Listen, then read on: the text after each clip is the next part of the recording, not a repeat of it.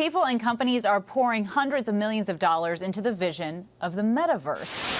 Several major tech companies are dishing out billions of dollars in order to build our very own virtual reality future.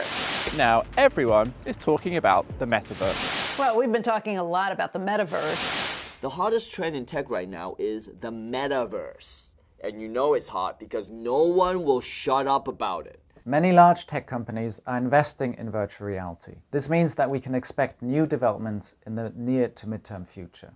The question is, how will this impact the tourism industry? Will virtual reality disrupt tourism as we know it?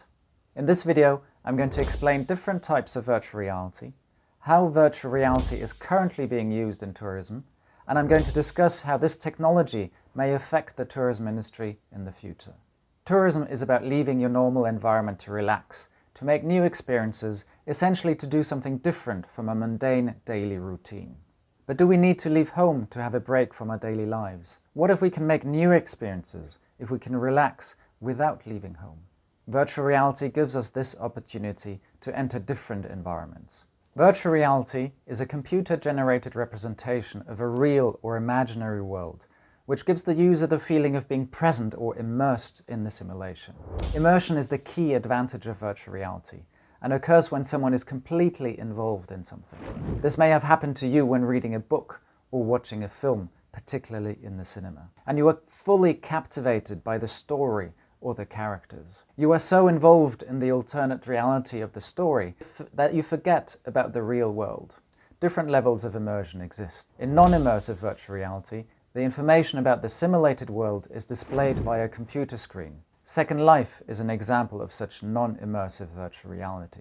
Second Life is an online virtual world which you can join with an avatar, a virtual representation of yourself, and in which you can interact with places, objects, and other avatars. You can build and trade places or properties, explore the Second Life world, socialize, participate in both individual and group activities. In 2006, Starwood Hotels opened the first virtual hotel brand in Second Life as a digital prototype to put the new hotel brand to the test before building the actual hotel in real life. Starwood monitored statistics from user engagement in Second Life, gauged public perceptions on the design based on user opinions, and incorporated this information into the design of future Aloft hotels. Second Life started in 2003 and was very trendy in the early stages. However, it has now lost its allure, essentially because immersive virtual reality has overtaken non-immersive reality. Another example of non-immersive virtual reality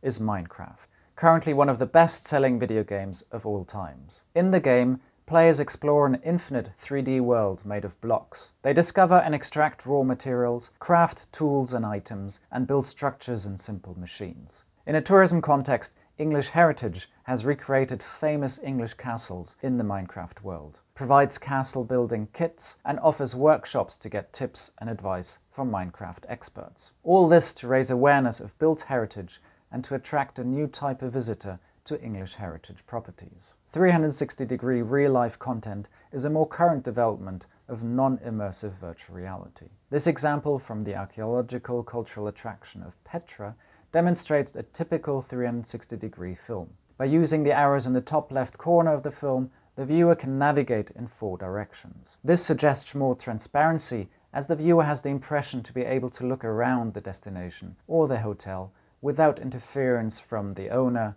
or marketing department. Another example of non-immersive virtual reality is live streaming, where content creators visit destinations and live stream their experiences on social media platforms. Viewers can engage via chat with the content and the content creator in real time. During the COVID-19 pandemic, non-immersive virtual reality was a way for tourism companies to continue to provide a service by offering virtual tourism experiences.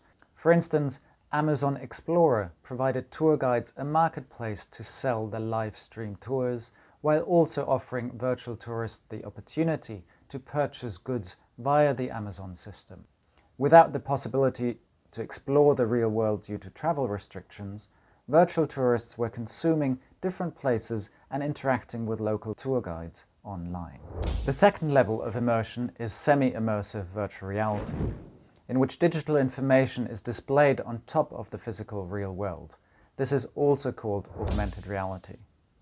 Some of you may remember Google Glass, a wearable computer device located on a pair of glasses which displayed information directly in the user's field of vision. It was developed in 2016, but was discontinued a few years later due to privacy concerns, as Google Glass featured a camera and users could record what they were seeing. Another example of semi-immersive virtual reality is the game Pokemon Go, in which you can track, find and kill virtual animated characters in the digital world by using a mobile device. Tourism destinations have used Pokemon Go as a way to channel tourist flows. In tourism, augmented reality can be used in interactive brochures where people can explore and experience virtually the space that they want to visit. Augmented reality can also be used at destinations for displaying information that is relevant to the tourist. TUI Destination Experiences, for instance, had identified the confusion at the airport in Mallorca as a pain point for tourists. Tourists found it difficult to navigate from the gate to their bus taking them to their hotel. TUI Destination Experiences trialed augmented reality to display virtual arrows guiding tourists to the correct shuttle bus. The last level of immersion is immersive virtual reality, in which users have the experience of being fully immersed in that virtual world. In immersive systems, the simulated world is displayed in a way that gives the perception of being physically present in it. This can either be via headsets, Oculus Go as an example, or more cheaper cardboard boxes that you can use with your mobile phones, or in caves in which the walls, floors and ceilings are projection screens. Exploring intangible tourism experiences prior to booking is the biggest advantage of virtual reality. Used in such a way, immersive virtual reality makes the intangible tangible and allows you to experience the tourism product before booking and before going on holiday. As an example, Lufthansa has used virtual reality in different ways in their operations. On the one hand, as entertainment factor on board the aircraft, giving information on the experiences in the final destination of the plane, but also any interesting information on the area that the plane is flying over. But more importantly for Lufthansa, they used virtual reality at the gate before boarding to show passengers in economy class the experience they would get in a premium economy class. The idea is to entice them to pay for an upgrade. Virtual reality can be used in tourism marketing beyond the inspirational and information stage. Amadeus is developing technology that lets users book their experiences in virtual reality.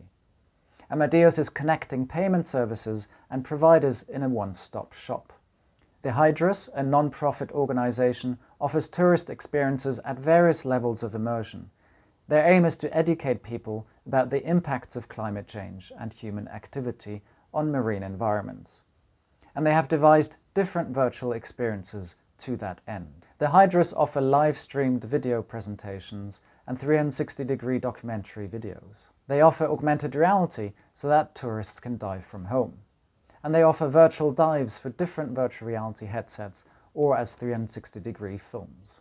I have shown you a number of different ways that virtual reality is either currently being used or being developed in a tourism context. In your opinion, which of the examples I provided have the most potential to disrupt tourism? Leave me a comment below and like this video so that others have a higher chance of seeing it on their start page.